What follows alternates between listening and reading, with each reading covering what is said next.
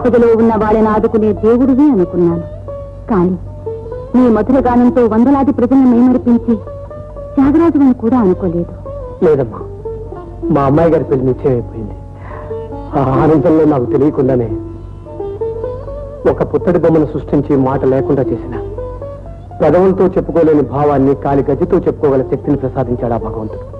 అందుకే ఆమె పెళ్లికి వెన్నుమూలు కొని వాళ్ళు నాకు ఎప్పటి నుంచో కోరిక. నువ్వు కూడా రామ్మా, మంచి ఓనో కథ చూద్దు.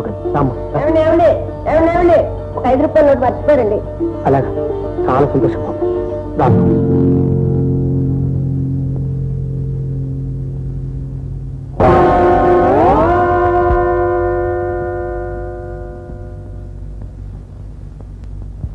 కావండి, ఆనాడు వెన్నుమూలు చూసానే, అవి ఇప్పించండి. డబ్బు పూర్తిగా తెచ్చేసాను. వాళ్ళు ఎవరివయ్యా? అవి ఇంకా నీకోసం కాచి కూర్చున్నాయి అనుకున్నావా? ఎప్పుడో అమ్మేశాను. అమ్మేశారా? నాకు ఇప్పని మాట ఇచ్చి అమ్మేశారా?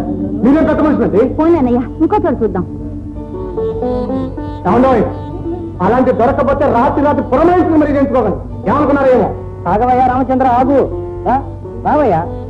ఏంటయ్యా? వాటి మీద నువ్వెంత మోజుగా ఉన్నావోనని సరదా కన్నానయ్యా. భద్రంగా దాచి ఉంచా. ఇదిగో తీసుకో. చాలండి, ఇప్పుడే వేళపడం. అది ఇంకోసారి మెరుగు పెట్టామండి. ఇదిగో డబ్బు.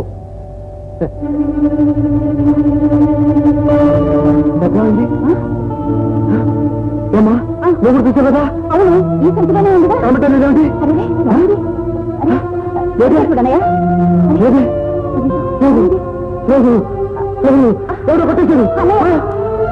ఎక్కడ పోయిందని ఎవరు కొట్టేశారని వెతుకుతావు? అవును, నీ పిచ్చిగాని ఇంకా వాడు అక్కడే ఉంటాడా?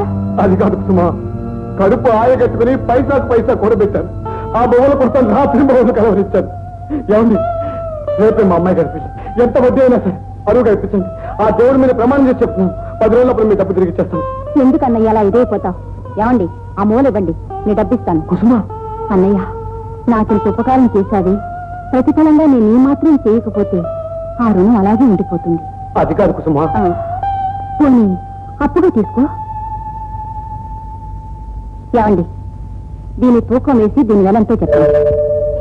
ఏమిటమ్మా ఈ సాహసం? అగ్ని సాక్షిగా ఇది కట్టిన వాడి కట్టుకున్న భార్యని ఇంకొకటికి అమ్మాలనుకున్నాడు. అలాంటప్పుడు ఈ మంగళసూత్రానికి ఇంకా విలువే ఉందన్నయ్యా. ఇది కూడా ఒక వేలి ఉంగరం, చేతి గాజు లాంటిది.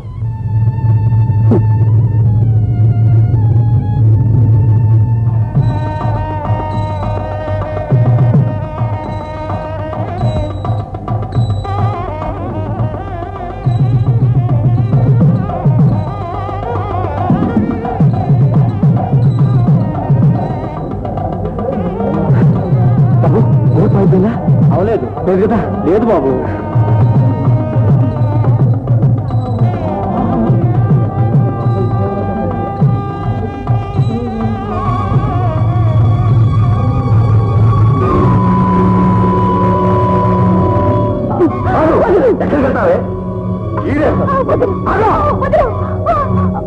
నువ్వు మనిషినా? కట్టుకున్న పిల్లల్ని ఇలా బజారు పెట్టాలి సిగ్గులేదు? నువ్వెవడరా? ఇది మొగుడు పిల్లల మధ్య విషయం. మొగుడివా? వస్తుంది. ఏం కూర్చో?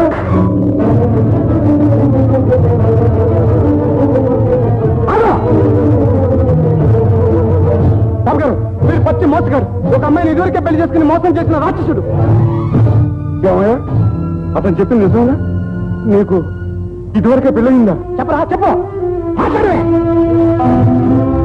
ఏమయ్యా, మంచి మర్యాద తెలిసిన పెద్ద మనుషులు అనుకుంటే 10 మందిలోనే ఇలా అవమానిస్తారా? మాకు ఈ సంబంధం అక్కర్లేదు, ఈ పెళ్లి అక్కర్లేదు. అందరూ పడకండి, తాగండి.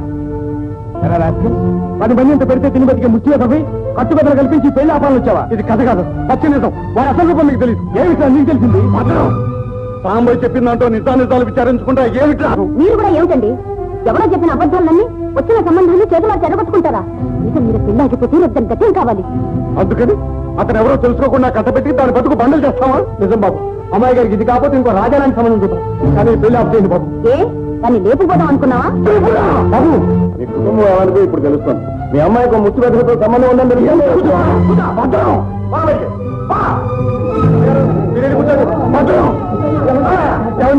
ఏమండి, ఇంతమందిలో ఒక్కళ్ళేనన్నా మాట్లాడండి. ఈ పెళ్లి ఆఫ్ చేయండి. మీ కళ్ళ ముందు జరుగుతున్నాయి, ఆపండి. అమ్మాయి గారు, మీరు వచ్చండి. 2 పెద్ద చెరువులు, పశ్చిమ ఆసియాలో ఉన్నాయి. వీటిని అక్కడున్న ప్రజలు ఈ చెరువుల్ని సముద్రాలు అని పిలుస్తారు. కానీ అవి మాత్రం చెరువులే. ఈ 2 చెరువులు కూడా ఒకే నది నుండి వచ్చిన నీళ్లతో ఏర్పడ్డాయి. గోలాన్ హైట్స్ నుండి పుట్టిన జోర్దాన్ నది లెబనాన్లోని చెట్ల మొదళ్ల నుండి రకరకాల ఔషధాల తత్వాలను తీసుకొని స్వచ్ఛంగా ప్రవహిస్తూ ఉత్తర దిక్కున వెళ్లి ఒక సముద్రంగా ఏర్పడుతుంది. అలాగే దక్షిణం వైపుగా వెళ్లి